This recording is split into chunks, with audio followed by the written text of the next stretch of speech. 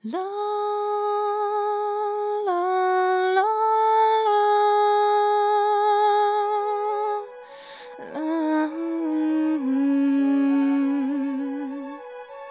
Dva režiséři, vznešení a mocní stejně.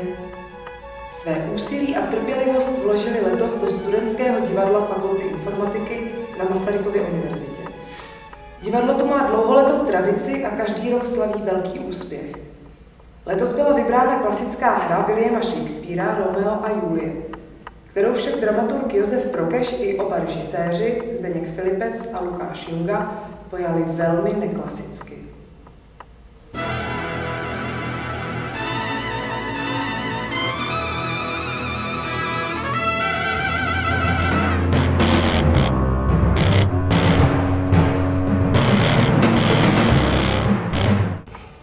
Jak vznikla myšlenka, že Romeo a Julie budou homosexuální pár? Upřímně to byl takový trošku hospodský nápad, že si myslíme něco netradičního. Ono to vzniklo od Lukáše, který přišel s tím, že se bude hrát Romeo a Julie klasicky. A v prvních hodinách nebo dnech jsme o tom neměli žádné pochybnosti. Věděli jsme, že to je klasická hra, která má prostě svoji sílu. No a až v zápětí přišla taková myšlenka to trošku obzvláštnit. A to obzvláštění spočívalo v tom, že to budou hrát dva muži, že to bude Romeo a Julián. A ta aktuálnost je zase to nejdůležitější, že jo, teďka každý přetřásá registrovaný partnerství, jestli je to správně nebo je to špatně, no. Takže jsme si zvolili tohle téma právě proto. Proč nakonec hráli dívky? Protože dívky máme raději než muže, že?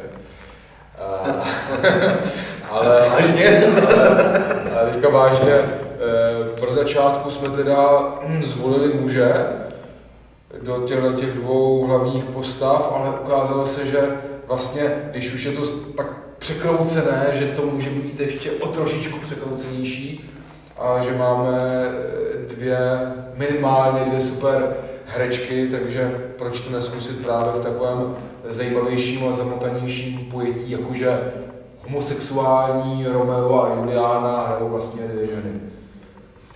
A hlavně, aspoň pro mě to bylo mnohem něžnější, protože obě dvě to hrály romanticky.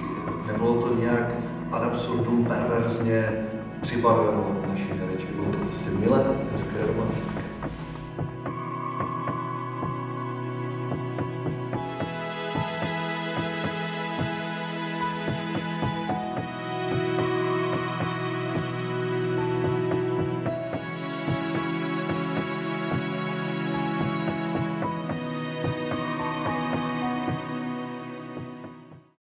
Většinou se na Fakultě informatiky hrají komedie, no během posledních 10 let jich bylo víc. Jak to, že jste letos vybrali tragédii? Mám začít? Začni. Tak hlavně proč neskusit tragédii? Máme, jak už si sama zmínila, více jak 10 let zkušeností a té tragédie se ani amatérské divadlo nesmí bát. Ono už se hrály snad 2, Hamlet a Fyzikové, což jsou taky tragédie. To není, ani jedno z toho není žádná komická hra a obě dvě skončily velmi dobře. A jak se nakonec ukázalo, i Romeo a Julián skončil zajímavě. No a každý rok se snažíme nějakým způsobem překonat ten předchozí rok. Tentokrát jsme se nemohli překonávat co do počtu repríz, byly pouze 2, a tak jsme se snažili aspoň sami se překonat právě tím, že nasadíme místo komedie, tragédii a ono je to totiž složitější právě v tom amatérském prostředí dobře zahrát tragédii, komedie jde v podstatě hodně souborům a i když je to trapný, tak je to minimálně komický. A tak jsme se rozhodli, že zkusíme něco klasického a zkusíme se překonat a zkusíme, jestli to lidi pochopí a přijmou a jestli to úspěch. Tak upřímně úplně všechno nepochopili. V některých těch velmi vážných scénách se stalo to samé, co u Hamleta, že se prostě naši diváci smáli, ale tak to už je hold udělal hraní divadla na fakultě informatiky. To je to informatické publikum. No. A když jsme o toho překonávání, jste mluvili o Hamletovi, tak budete ještě dál překonávat Shakespearea? Nebo jste to se Shakespearem zabavili? Nedali jsme už Shakespeareovi na prdel dost. Na to se chci zeptat. Jako, od Shakespearea jsme už hráli vlastně teďka druhé představení, druhou hru. A nedali jsme si nějaké ultimátum, že už Shakespearea ne. Takže pokud se nám bude zdát v budoucnu, že budeme chtít ještě jednou trošku Shakespearea v hrobě pootočit, tak ho rádi pootočíme.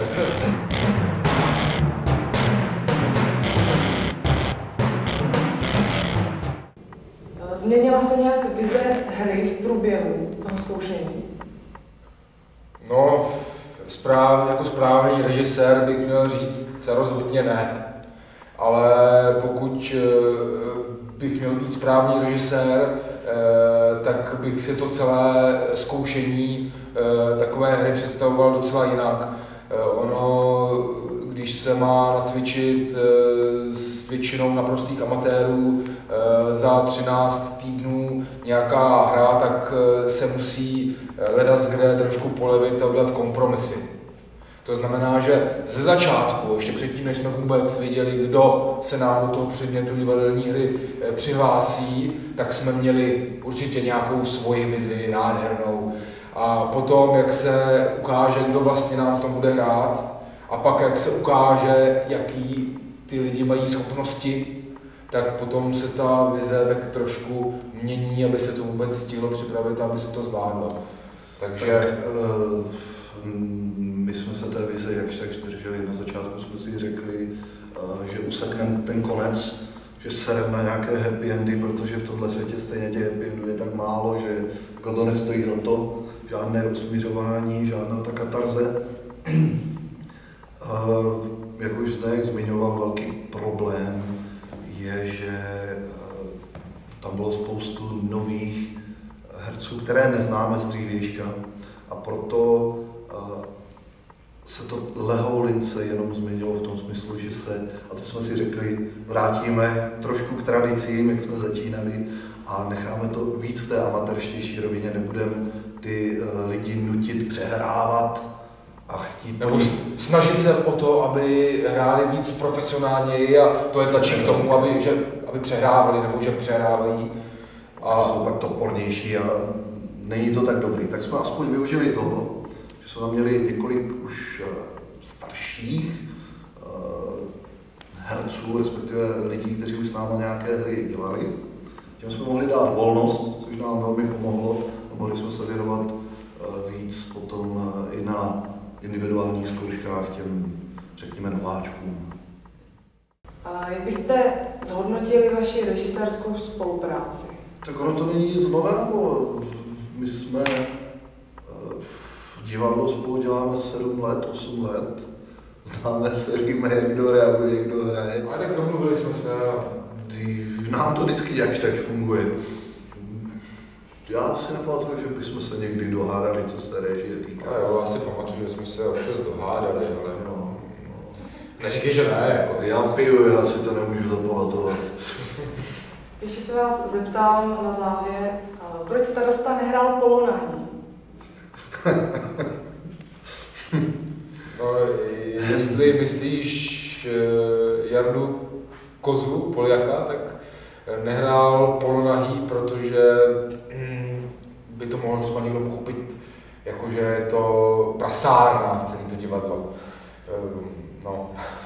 No a my jsme se celou dobu snažili opravdu ty lidi sem tam pobavit tou lehkou erotičností, ale nepřesáhnout tu mez.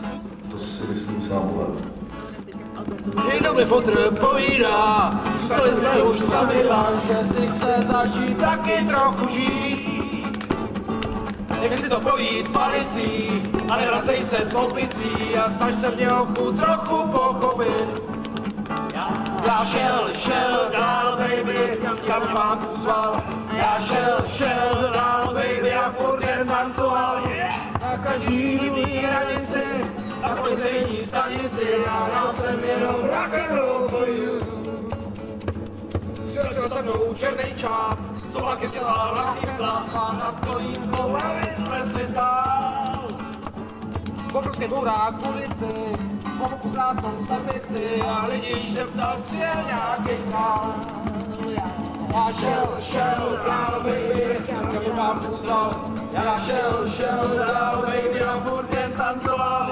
Na každý jiný hranici, na policejní stanici, já hrál jsem jenom rock and roll for you.